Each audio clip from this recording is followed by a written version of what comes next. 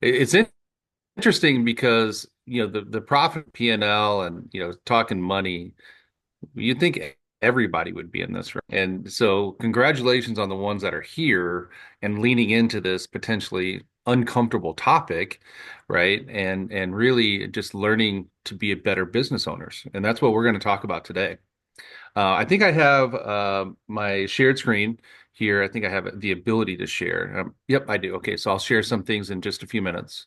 Would love to do a quick survey of the room before we kick things off a little bit. On a scale of 1 to 5, 5 being like you're an expert with your financials and your business, just money and really seeing the reports and you have reports and you're really on top of it. And 1 is like not at all. Where would you rank yourself?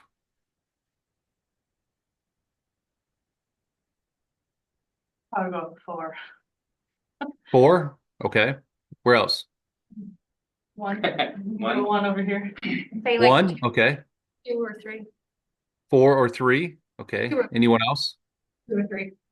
Two or 2 or three. 3? Okay, perfect. So yeah, and really today it's 1 through 5. Like really, because I start tapping into just some things that you can write off a little bit. And by the way, I'm not a CPA or an accountant. I just play one on TV. I'm kidding. Actually. Just joking. I just know enough to be dangerous, and I know I've been doing this a long time, so I know certain things that you can write off. However, things that I bring up today, bring it to your account, bring it to your CPA, write these things down, and just be able to ask some of the questions as we start working through this. However, there I am going to give 5 different tips on tax tips as we work through the P&L today. Okay. All right, well, let's get started, everybody. Let me go ahead and share my screen and let's do this. I believe you all can see. Can you all see that? Yep.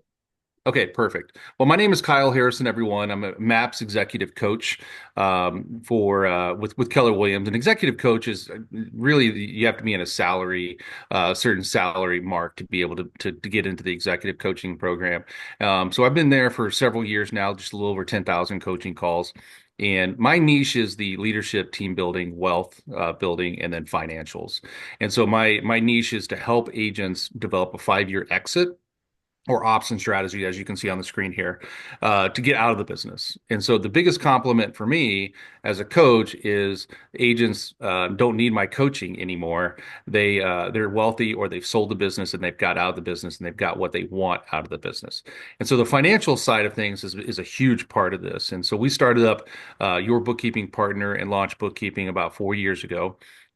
Your bookkeeping partner is the residential side of bookkeeping, payroll, and taxes, and launch bookkeeping is the commercial side. So there is some different chart of accounts that we deal with, and we are 100% real estate. So we only do real estate professionals like yourself. We don't do other businesses. We don't, we really master the MREA budget model. Every single person in our organization can teach it.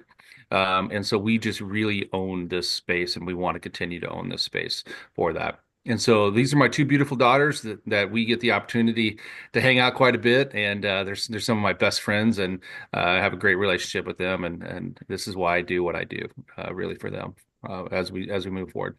So that's just a little bit about me. So before I start to dive into today, I really want you to think about financials in a broad thing here. Financials can be a little bit scary. Hey, welcome to the room. Welcome, welcome. Come on in. Financials can be a little scary, depending on if you're a 1 or if you're a 5, right? That we talked about it. It's really just leaning into it and just getting a little bit better each time. And when I teach stuff, I teach all over the country. I come in Zooms like this. I do teach in person on different wealth and financial things, and I get a lot of questions are, Kyle, what's the first thing that I should do?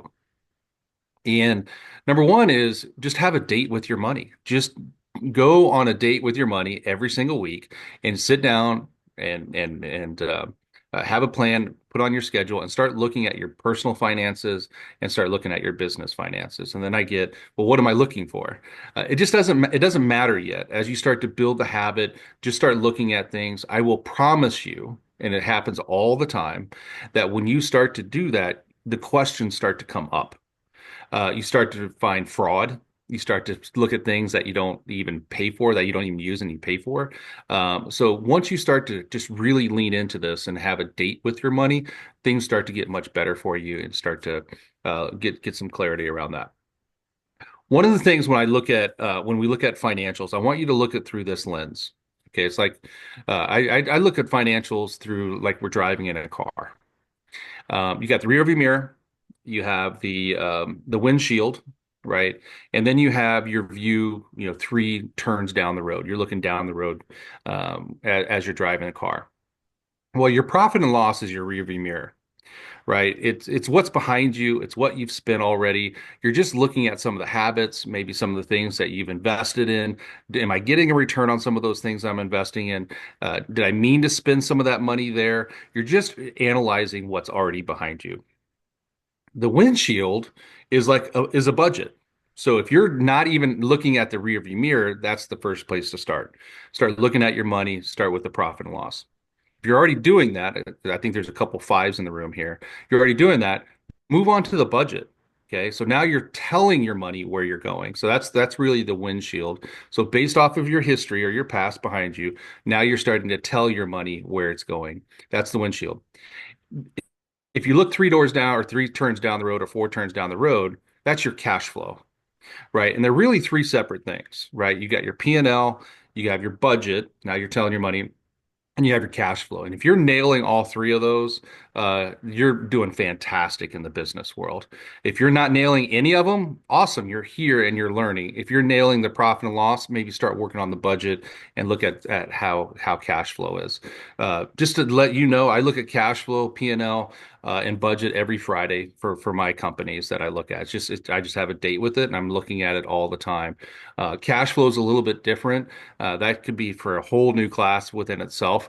However, that's really wrapped up in the pipeline, future expenditures. What do you want to invest in down the road? Those types of things. However, if you look at your financials through those three lenses and where you are in the process of that, just start working on that in that sequence. So P&L, budget, cash flow. Okay. Does that make sense? Any questions on that? Yeah, does that make sense? Yes, Yes. great illustration. Thank you. I agree. Yeah, no, my pleasure. Absolutely. I think people just miss that piece of that. And of course, the personal side of things is super important. I've got I wouldn't say a lot, but several clients come to me and say, "Hey, my P&L is great. I'm looking at it, but I don't have the money that I want." So we analyze it and come to find out it's their personal expenditures. That's the problem. So then we have to analyze them. So personal does come into the business world. For today, we're just talking about obviously the business expenses. And what typically happens when the more money you're making, your lifestyle starts to increase with the more money you're making, right? The more money you're making, lifestyle increases.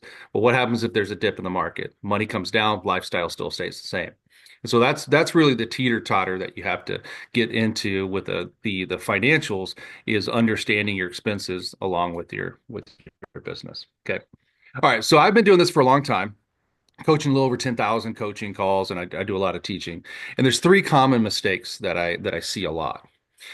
From the agent all the way up to leadership, I've had conversations with higher leadership at Keller Williams on some of these three things, and some of them didn't know really some of the difference. And we're going to talk about them just briefly today. So the three common mistakes that I see when it comes down to P&Ls is number one is really understanding the MREA budget model. Okay, really understanding that. There's a lot of numbers, there's a lot of percentages when we're looking at that sheet. And I'm going to pull that sheet up here in just a second so you can see that. So really understanding the MREA budget model and how to use it. So that's mistake number one. Mistake number two that I see a lot is not really understanding an MREA budget P&L, profit and loss, versus an accounting P&L.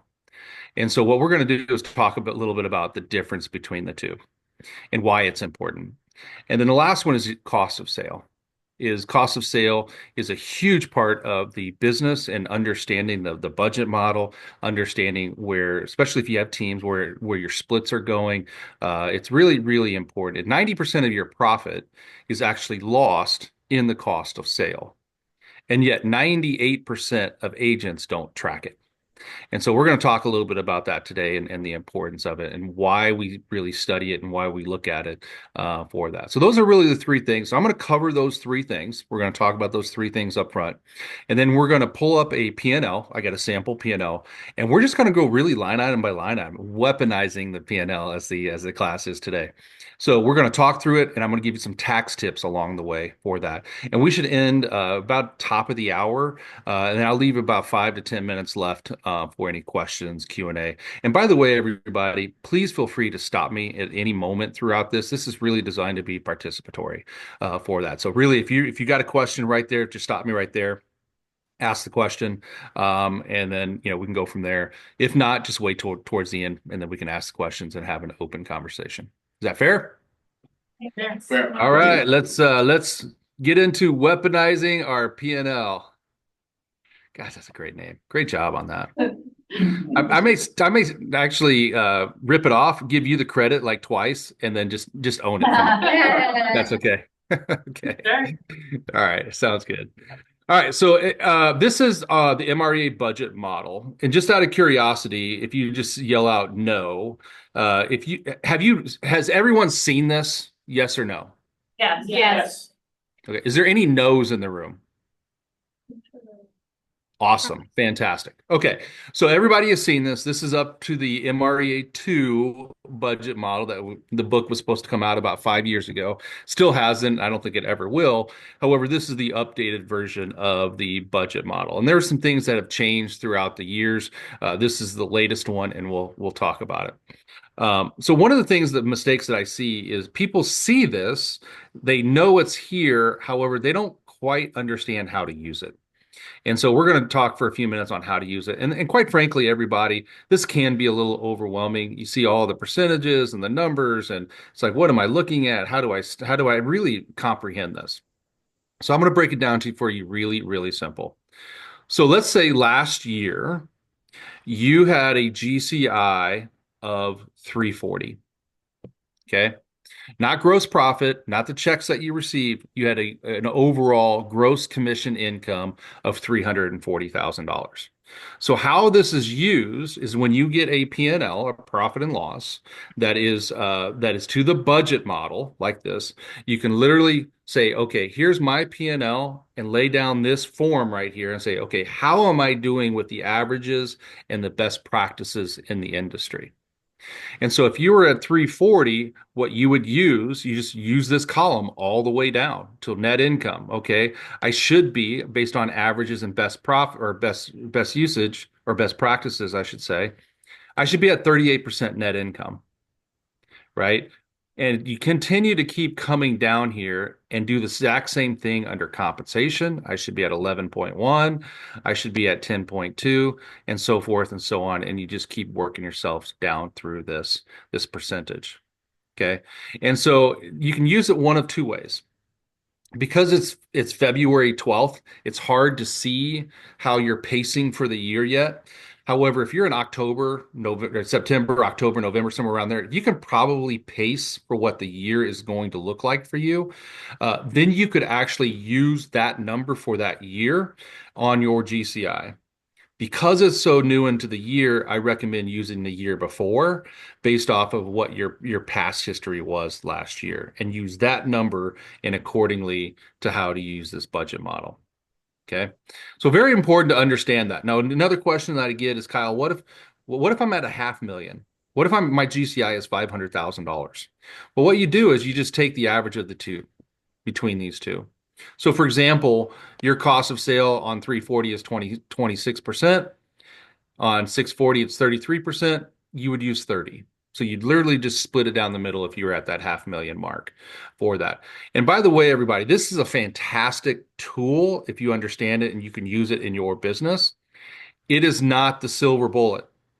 And what I get sometimes is, oh my gosh, Kyle, my P&L is great, and I'm off on some certain things. I need to change that. My first question back to them is, well, are you happy with your profit?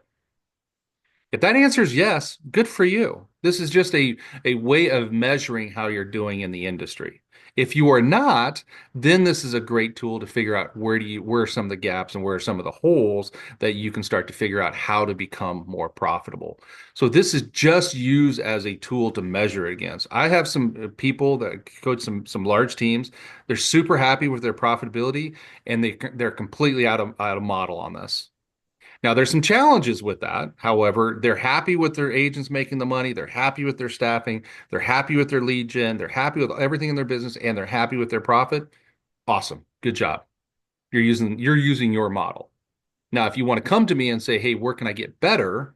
then we'll use this tool on where we can get better. Right? Does that make sense, everybody? Yes. Yeah. Okay. All right. So that's the first thing that of actually how to use this tool, and it's super important.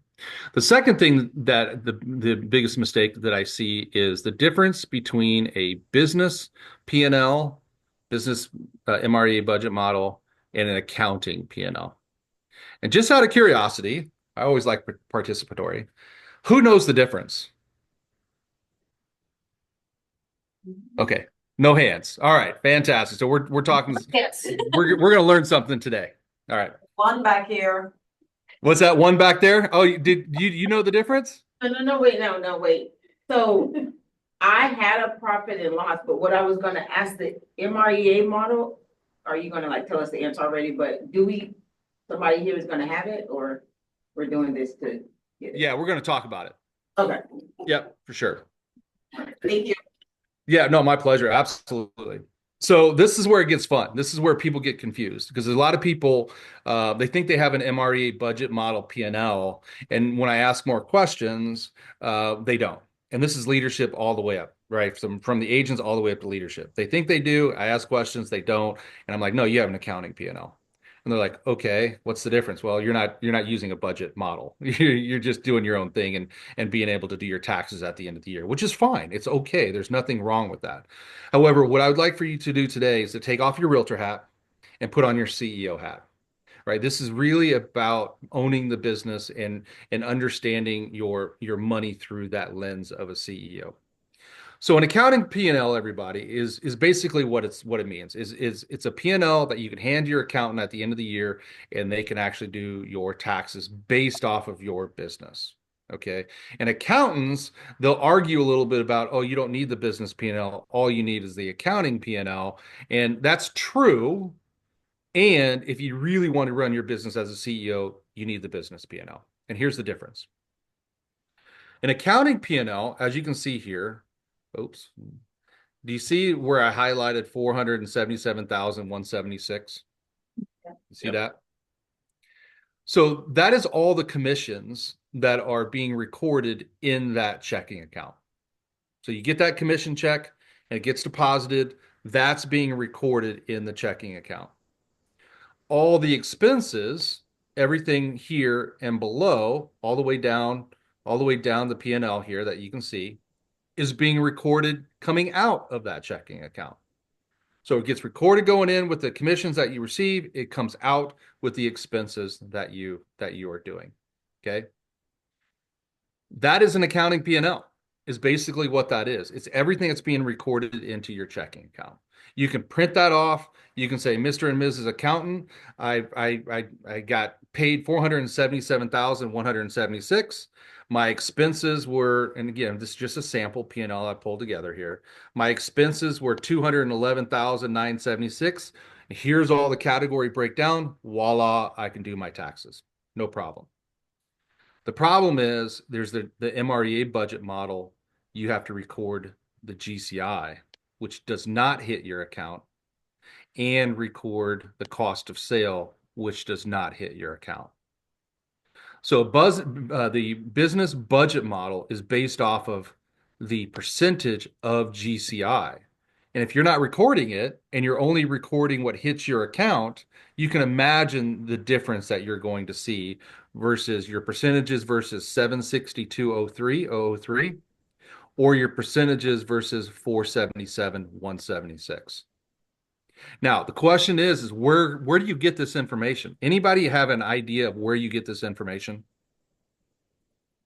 Information on GCI and cost of sale. Where do you get that? Percent authorizations or DA. DAs. That's exactly right. Yeah. So you get the summary. I don't know if you look at these very often. Now I do, right? Because I own a bookkeeping company. And when selling, I never really looked at it. I just saw the commissions, right? And just deposited and then threw away the summary. The DAs is where we get all of this information from income all the way down through cost of sale. Now, if you're having a bookkeeper and an accountant doing your books, and they are not pulling your DAs, taking apart your DAs and finding a home for them in your QuickBooks, you have an accounting P&L. If they are, we just need to make sure that things are getting categorized properly. Okay, so that's really the difference between a business MREA budget model P&L and an accounting is we record everything through on the entire P&L. And accounting P&L only records the gross profit down. So you can see all the numbers that are above that line item that we're not even paying attention to or keeping track of. And why that is important, when you go back to this 340 GCI, all the percentages that you see on here is measured against that 340. It's not measured against that gross profit, right? So that's a big, big difference. Does that make sense, everybody? Are we tracking on this? Is there any questions that you have?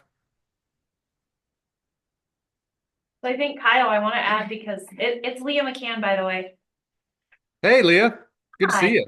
Yes, you too. I'm super thankful for you. So obviously having been able to coach agents for so many years, this is the biggest misunderstanding and the biggest misconception. They're taking in account the accounting brain and saying, well, this is what I earn. This is what my 1099 says. This is my everything. And they're not running their business to scale. Whereas I just say your GCI is what you earned, your commission is what you received, and your company or your cost of sales is what you paid out.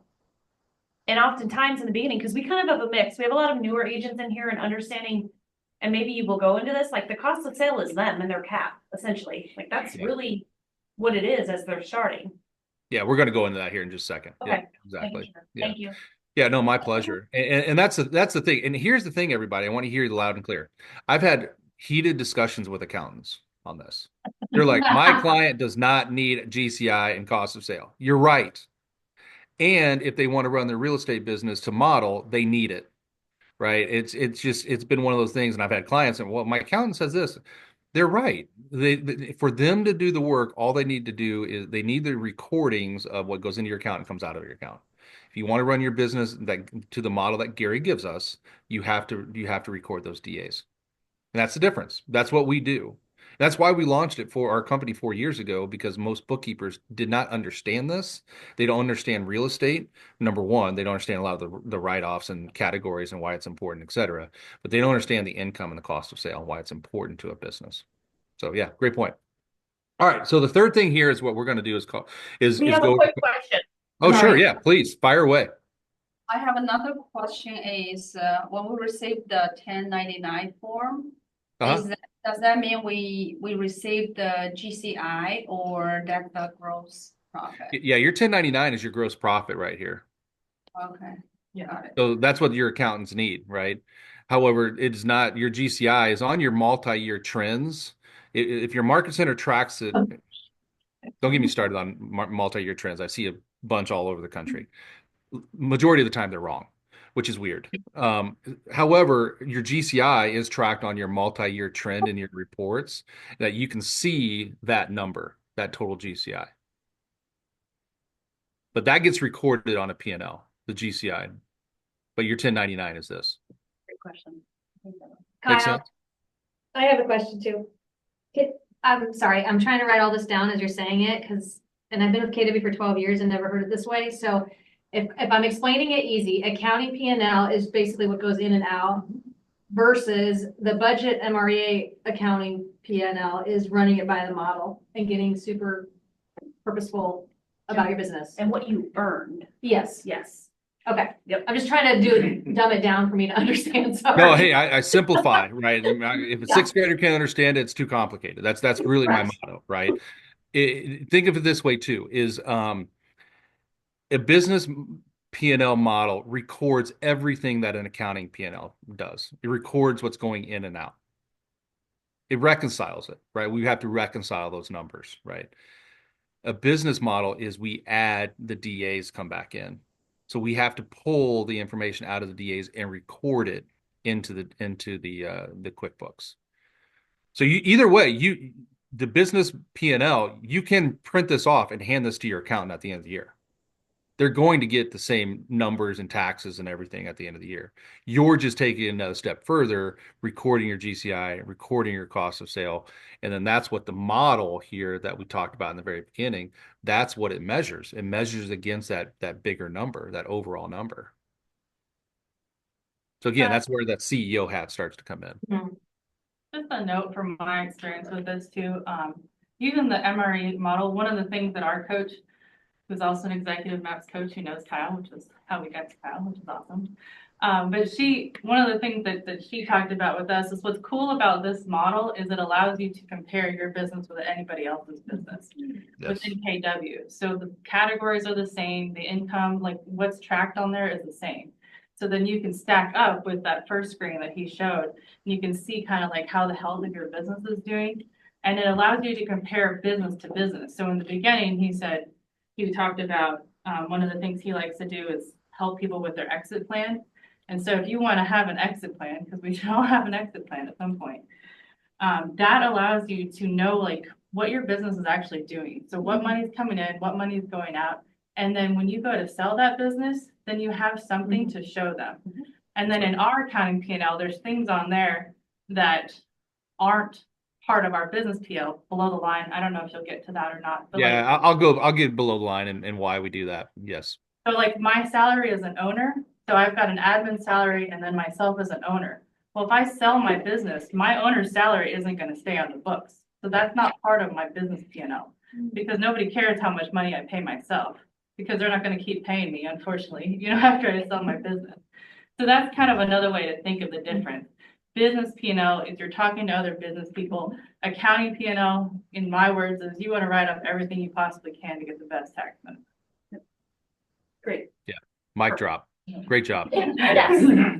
Yeah, that's fantastic. Below line, that's where that becomes strategies and those types of things. And we're going to talk a little bit about as we start to go line item through this P&L for that. And what I work with all my clients is we want to create a business that's sellable at some point.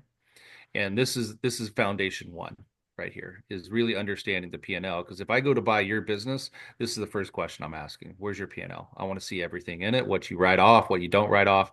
Like this is where I start. So if you can't produce this, we're probably not going to have that buyout conversation. Right. So yeah, you're spot on with that. So nice job on that. All right. So cost of sale here. Cost of sale is really, really easy. If you think of it in 4 categories. 98%, and I'm just using a fictitious number, 98% is really those 4 categories. It's number 1 is going to be your Keller Williams cap, your Keller Williams royalty, which is number 2. If you have a team, it's going to be your agent splits. As you can see on this P&L, I'm highlighting that, your splits, agent splits. That's going to be number 3. And make it a little bigger. I'm sorry? Make it a little bigger. It's your cap royalty. Can you zoom in? Yeah, cap, royalty, and agent splits is number 3. Oh. And the 4th one is any outside referrals that you pay out. Cal, can you zoom in a little bit? Right. Oh, sure. Absolutely. You see that? Is that a little bit better? That's Yeah. better. Yeah. Thank you. Yeah. So here for this and we're going to go over some anomalies, what I call some unicorns that I see on P&Ls. We'll talk just a smidge about that. But here's your cap. The royalty was already paid out, so it's not on here. However, the royalty is part of this. Listing commission is referrals paid out if it was a seller referral, and sales commission is paid out if it was a buyer referral. And so we track those. We keep those separate just to kind of see what the business looks like. And then agent splits if you have a team. Now, if you don't have a team and you're thinking about having a team, you'll want to start paying attention to your cost of sale. If you're a single agent and you want to just keep doing that, you still need to track your cap and royalty and your referrals is always a good business practice. However, this is really designed for more teams, really paying attention to the agent splits and outside referrals and those types of things. So it's really those four things: Keller Williams cap, Keller Williams royalty, agent splits, and outside referrals, or those four. They're 98% of the what's going to go into your cost of sale. Some anomalies that I've seen is this FMLS is an example. This is a MLS local to the area. They get a piece of every closing that an agent receive or gets. So it's a small percentage. So they have to pay a fee to the MLS on every closing. So that's one. Yeah, you can imagine how wealthy that MLS is. Um, Number two is I've seen E&O insurance attached to every closing, maybe not like a monthly or an annual fee. It's attached to every closing. That too would show up here on the cost of sale. If there's an ISA, the ISA gets paid a salary that would go under compensation. If they get paid a bonus per closing or a fee per closing or something, that fee would show up in the cost of sale. Okay. And then the last one's really my favorite. And I apparently I don't, I'm a slow learner. I like to buy things to keep things like closings and deals together. And the example is, seller is upset because, they're not, the microwave's broken, buyer does a walkthrough. Seller's not selling the house because the microwave is broken. Buyer's not buying the house because the microwave is broken. And the agent comes in and saves the day. You buy the microwave to keep the deal together. That concession would show up here under the cost of sale because that was part of that transaction. And the simple way of this, everybody, is there is no cost unless there is a sale. No cost unless there is a sale. Now, I've seen this is where it might be a little gray. If you use a third-party transaction coordinator that gets paid per deal, the first MREA model, you put that in the cost of sale. This new one that they've updated, you do not. It goes under professional services, under compensation.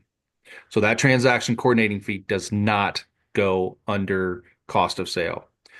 What does go under cost of sale is I've seen some market centers charge what we call an overcap fee or like an overage brokerage fee, or I've seen it like an over transaction fee. It's basically a fee that's, over the cap. And it's just a small fee that just to process the paperwork, the closing, that type of thing.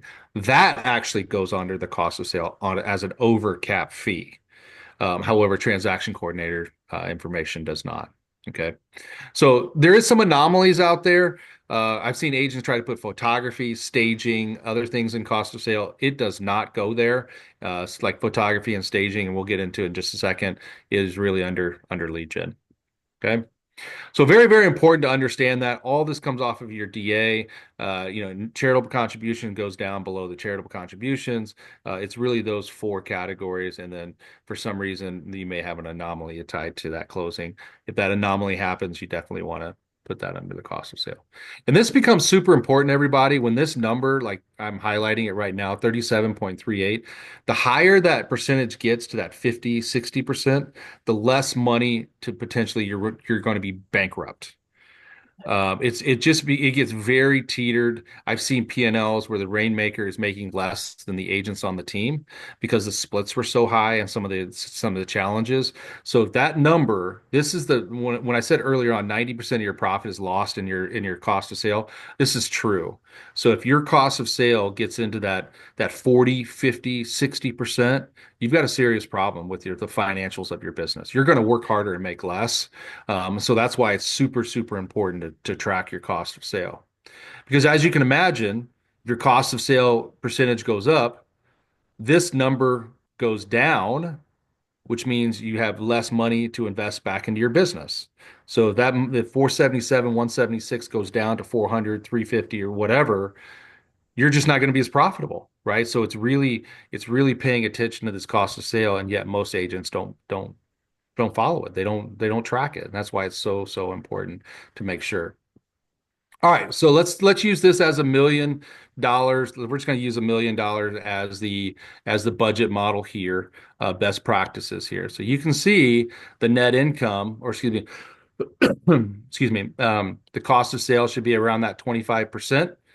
And right now it's sitting at 37.38. This becomes a conversation of, are you happy with the agents? Are they making too much money? Is the splits like, it just depends on where the person at is in their business. It just becomes a conversation piece. I've had people come to me and because my specialty is financials, and they say, well, I'm not nearly as profitable. Well, there was one very large team that they weren't nearly as profitable, and I spent 2 months. We spent 2 months just in the cost of sale. And what can come to find out, splits were off. They were paying for things that they shouldn't have been paying for. So we got everything situated and really to model, and now they're super profitable. So this cost of sale is very, very important to an agent's business. Okay. Any questions so far before I move on? No. I can spend about 4 hours on this thing. I'm so passionate about this. So I really appreciate it. All right, so let's move on. So there's really three things there's really four things, I guess. When we look at a P&L, everybody, we want to pay attention to this percentage up here, and this is why we break this out. You see 61.41%, we see 35.39%. Now, why is this important? Sales income is for buyers, listing income is for sellers. Is this business stable? This is a question.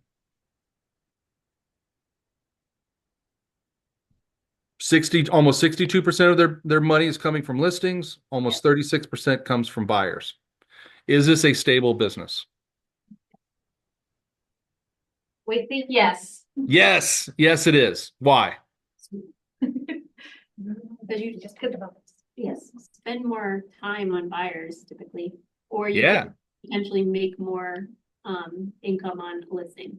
100%, right? It's the model, the 3 L's. What are they? Leads, listings, leverage. They're not leads, buyers, leverage. They're leads, listings, leverage.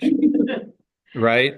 So when and we want to be at least at 60-40. If you're above that, you've got some growth opportunity on the buyer side. If you're the very minimum, you want to be 50-50. So 50% listings, 50% buyers. You still have a stable business. I have seen these numbers flip-flop. So buyers are 62% and listing is 36%. Guess what we coach on? Yeah. We coach on getting more listings and flipping that number because they're working harder and making less, right? So when you have a very listing heavy business, it's very stable, very, very stable. And when it's flip-flopped, your business is unstable and the buyers go up and down. You're working harder. We all know that, right? We're all professionals in the room. We just know that buyers take more time.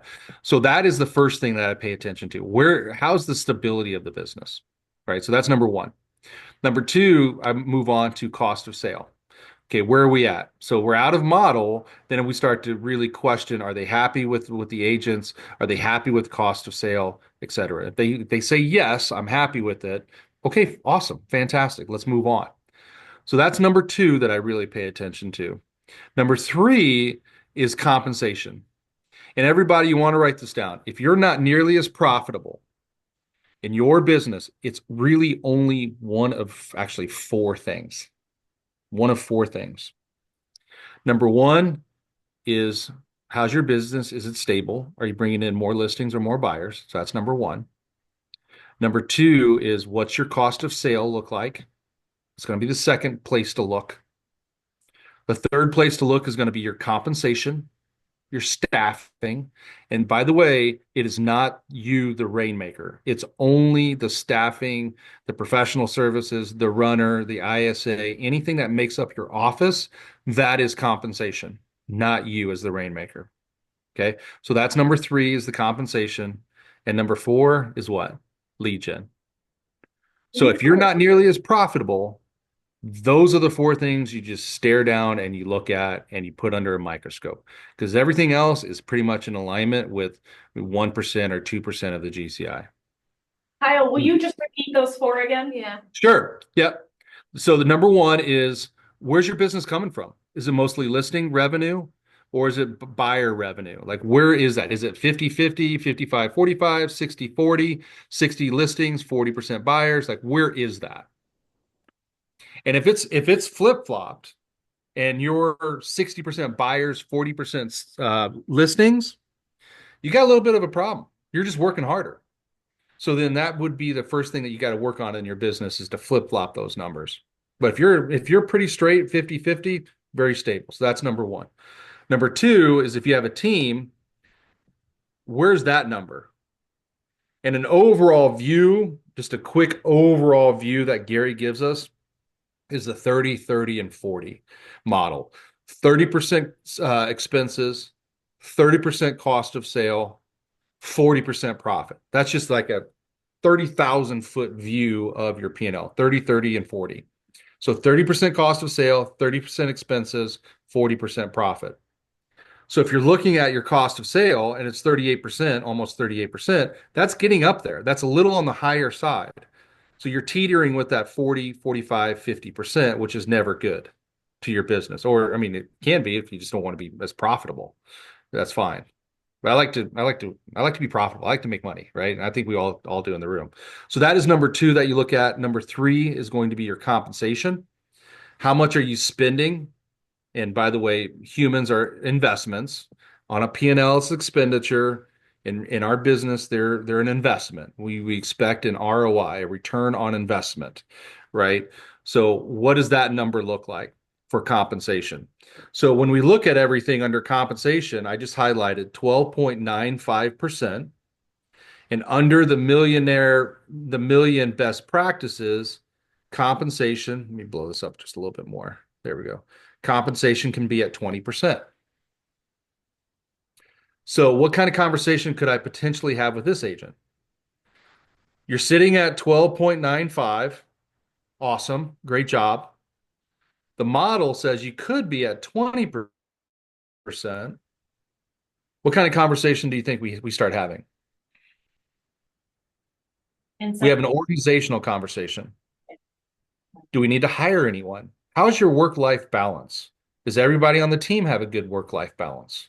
This starts to become conversations around the organization because we actually have opportunity to hire based off the model. However, we go back to our organizational chart and look at where do we potentially hire? Do we need a marketing person? Do we need a runner? Where are some of the things that are some of the holes or maybe some of the sticky points in our business that if we had a who, they would make our business run more efficiently and we could potentially be more profitable because of that who. So that becomes a coaching opportunity and it becomes in your business of, hey, I've got opportunity here. Let me look at my organizational chart and see where we potentially need to hire. So that is number three. So we got the listing and buyer's balance is number one. Two is the cost of sale. Number three is the compensation. And then lastly, everybody is going to be your lead gen, which is number four. Okay. Now you can see lead gen under here has photography, staging, listing repairs. It's under listing management. Well, when you come back here, you look at lead gen, it has a listing management. So listing management could be at 2.3%. How are we doing? Listing management, we're sitting at 3.13%. Not bad.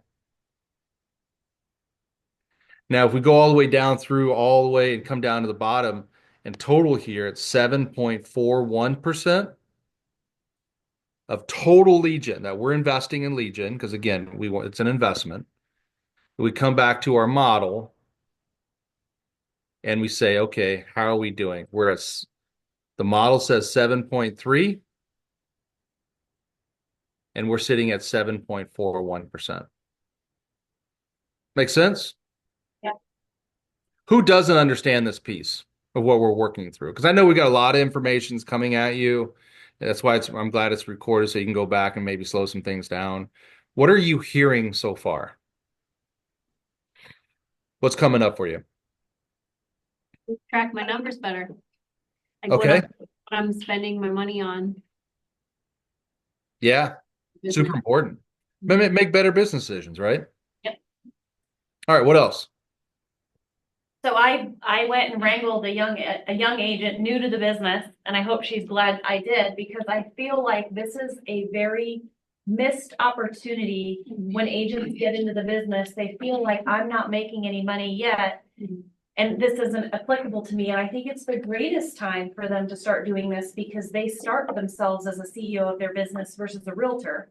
Right. And this is a real conversation, especially as we head into tax time. And Kyle, I'm sure you know, and many of the people in the room know, agents don't often have money to pay Uncle Sam. And then they're on this vicious cycle of every penny they're earning today is to pay their debts they owed last year because they weren't running a business. And I took a stand and I'm going to say, no, that's not going to happen in this market center. We're not going to be constantly retroactive paying our business because you're not a business if that's what you're doing. That's right. Sorry, I get a little fired up about this. Me too. I'm so passionately. You and I talked, right? I mean, it's same thing. It's just it's really helping that, and when we get in this business to sell real estate and make money and to help families, in reality, it's a business. And when we start to take that realtor hat off and put that CEO hat on, it just changes the game of how you think. You And know, I think one thing I'll add is this is so applicable to every business. So we all know people that own businesses. Many of us own other businesses. And I love how MREA, it applies. I mean, you could go be a knight in shining armor to your home inspector, to your title company, to your plumber, to your roofer. If you just taught them something so simple about this, they would forever refer you business because they're not doing this either. they are not doing this, everybody. I coach businesses outside of real estate too, and you can't believe the amount of successful businesses that don't have a very simple P&L like this. It's unbelievable. So to your point, you're spot on. You can go show them this and help them. They will be loyalty as the day is long. Yep. All right. So here's a couple things. I'm going to give you. We got about five, or actually about 11 more minutes. I want to be respectful of your time. Everything else is pretty straightforward. So it's really the income on the balance of a listing and revenue versus sales revenue or buyer revenue. It's the cost of sale. It's the compensation. It's the lead gen. And I've done an hour class just on lead gen. I've done an hour class just on compensation. I've done an hour class on just on cost of sale. So we could actually scuba dive into some of these topics, but this is just a really overview for today. But as you can see down here, everything else is going to be pretty much in alignment. It's going to be under that 5%. Some are going to be coaching and education is that 3 to 5%. Occupancy is going to be around that 1 to 3%. Everything else is going to be pretty simple if you see some of these numbers over here that you see. So if it's really higher than that 4 or 5%, I would stop there and figure out what exactly that is. It could be just a miscategorized thing that throws that number off, but everything's pretty straightforward on that. So as you come down here, we look at the expenses, 27.82% versus the model. Where can we be at the expenses? We can be at 36%. So we're definitely within model. And the net operating income, oh, did I throw the expenses back here? I think that was the expenses. Yeah, there we go. Yeah, so the expenses can be at 36. And the net operating income is 34.8%. Coming back here to the best practice, we could be at that 39%. So we're just down just a smidge, but that cost of sale was higher, right? So now our gap is, since the cost of sale was higher in our P&L, our profit is going to be lower, right? So that's where we're off a little bit. Everything seemed to be in alignment. Compensation was down. Lead gen was right in alignment. Cost of sale was higher than what the model was, and so this starts to make sense. Our net operating agreement, or excuse me, net operating income is 34.8. The model says we should be around that 39. We're right in that. We're right in that swing there. And the person in the back was talking about below the line and above the line. All that means, everybody, is anything that's below net operating income is what we call below the line. Anything above it, what we call above the line, right? So as a rainmaker, when you're taking your salaries or extra income or anything that's personally for you, cars, those types of things, this would go below the line. So then we can calculate how the business is without you taking income, and it's running at 34.8%. And with you taking income, it's running at 30.81%. So this becomes a game of business strategy, of potentially exiting. I can go down that rabbit hole, talk about why and some of those things. But really good business and really good business practice is to have everything that's you, salary, extra income, that's not real estate, like profit share, et cetera, some of these things through here, any owner distributions or, excuse me, insurance, payout, taxes, salary, et cetera. You can read that on the screen. That goes below the line, you as rainmakers. Okay. Couple things here. I want you to write some of these tax tips down. And if you're not doing it, I want you to pay attention to them. Again, I'm not a CPA or an accountant. I just want you to make sure that you're getting the write-offs that you deserve. Number one is meals. So if you're having any meals and you're paying for personal on the personal side, make sure if they're as long as they're a business that the business is paying for those meals. It's a 50% write-off. A couple years ago, it was 100% write-off. With this new administration, it may go back to 100%. Who knows? We don't know what the law is going to shake out to be. However, really start having some of those write-offs as much as possible. Make sure that your account knows your mileage. Make sure you're tracking your mileage. It's now 70% per mile that you're able to write off or get credited back towards that. So make sure you're really tracking that. Here's one I see a lot, everybody, and it just blows my mind, is branded gifts versus non-branded gifts. If you're going to buy an Amazon card for a client or buy something to give to them, put a sticker of your logo on it and categorize it as branded. You get more of a write-off, right? So that's one of the biggest opportunities I see with businesses is they put non-branded versus branded. Try to brand everything and make sure your account knows it and that you're tracking it because it is actually a really good business write-off. Here's the other one. A lot of people don't know. Again, I'm not an accountant. I just know enough to be dangerous. Is charitable contributions. A lot of people come to you and say, "Hey, will you write that check for charitable contributions? We're giving people, we're giving humans," and we write that check and say, "Okay, here you go." Work really hard to see if you can do it as a sponsorship. So charitable contribution is about a 6 to 8% write-off. Sponsorship's almost 100% write-off.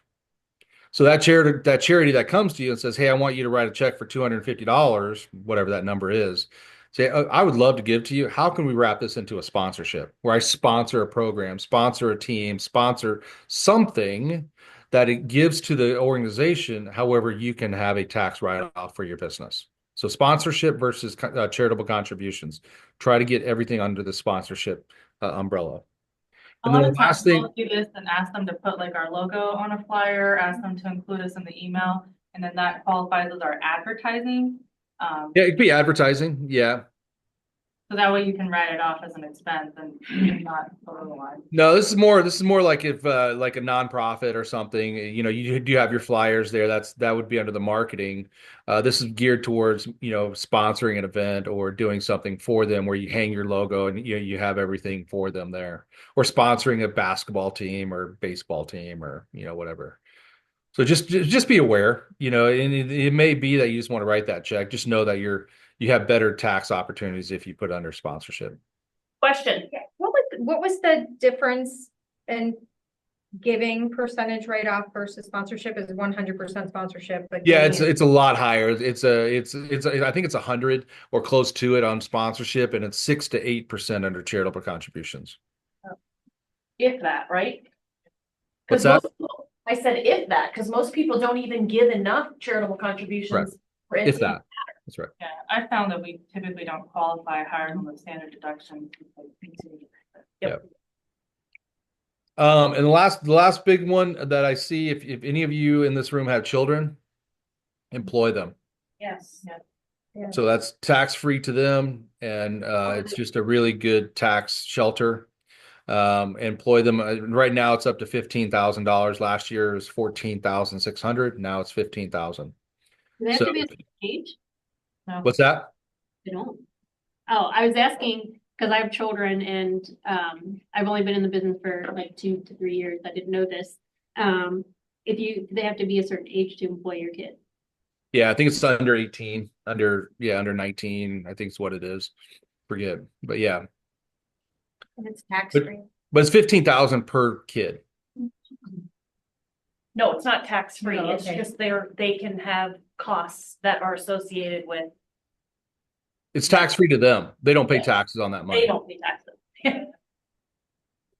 Tax for the kids right after you.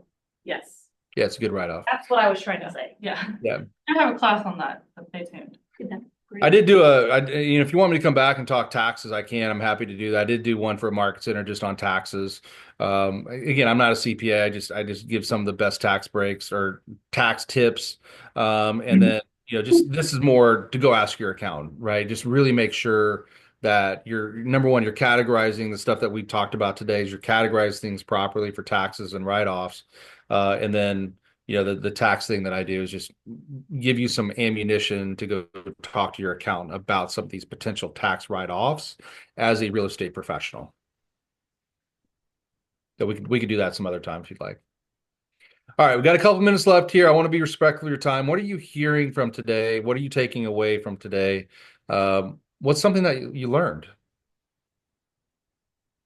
Pages of notes. Kyle, I think Paulina and I were probably 3 years into our real estate career before we even thought about a P&L, let alone look at one or do any kind of attempt at it. Business P&L, yeah, yes. And so I think this for newer agents is really a foundational piece. I actually heard someone in the hallway say, "I'm not ready for this. I'm not wealthy." And I said, well, then you absolutely should be in here because this will be the foundation you build your business to get you wealthier faster because the clarity it provides for every dollar that comes in and goes out of your business. 100%. This was great. Thank you so much. Oh, my pleasure. Absolutely. It's an honor and a pleasure to be a part of your group today. I use a quote almost every time, whether it's wealth or financials. And I always say, if you want to grow your money, you got to know your money. And the only way to grow it is to know it. And when you know it, to your point, it brings clarity where dollars are going. Then if that opportunity to invest comes up, you know exactly where your money sits and you can make that investment. But if you don't know, you won't grow it. And we get into this business, we make a lot of money, potentially a lot of money, and then that becomes a investment game and it becomes a tax game, right? So I look at money in two different buckets. One is the earn the money. We got to sell houses and make the money to keep our lifestyle and make the things that we want to do with our life. And then there's the keeping money phase. So it's like, how do we use tax shelters and real estate to push down our taxable income and write-offs and, making sure the business is doing the things, so that we can get the most benefit of saving money, when it comes tax time. So it's really depending on what games you are in. Are you playing the I need to make money phase, or are you playing the I want to keep money and I want to build wealth and write off? So that's where, but at the end of the day, no matter which phase you are in, either one of those buckets, you have to understand your money, which is the profit and loss that we went over today. Hey, Kyle. Yes. So a lot of being around a long time and so many top agents don't even have a P&L. It scares me, like this. So if every agent at every stage, if they were going to start right now today, what would you tell them are the top 3 to 5 things that they should start doing? Because like half the time they don't even know where to start or what to do. Yeah, number one is just like I said earlier, I think is just to have a date with your money. Is just start to have and keep it like $1 million listing, right? Just honor that time, whether it's 15 minutes, 30 minutes, just pull your last 90-day statements of your credit card accounts, pull your last 90 days statements of your checking account, and just start to look at it, start to highlight some things. The questions will start to come to you. That's number one. And do that consistently. Consistency is the biggest disruptor. If you want to get better, get consistent at something, right? So really being consistent at looking at the money. And then the second phase would be either if your business is to a point where you can hire a service like ours, hire the service. If you're okay with doing it, do it yourself. You just got to make sure you're doing it consistently. right? And then of course, it's simple forms, just an Excel spreadsheet, right? You can do all this on Excel spreadsheet.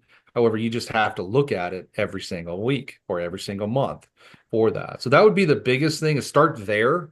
You know, how do you eat an elephant one bite at a time? Just start visiting your money. Start becoming familiar with all the expenses and all the income and some of those things. So that would be the step number one. Thank you. My pleasure. That help? That answer? I know it seems to be too simple, but it's really that simple if we just look it through that lens.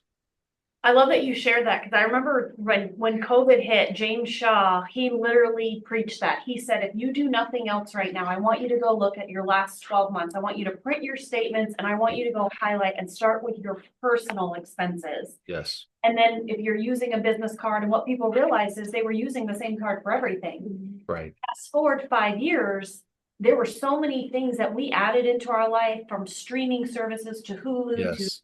to Instacart. Yes. And people lost sight of the fact that they started signing up for all these services. So it's cancel the credit card with all the auto payments and I know it. I know it. Yeah, crazy. Like, get a new, Yeah. date your money every week like you date your spouse. Yeah. I don't date Really. him. Darn it.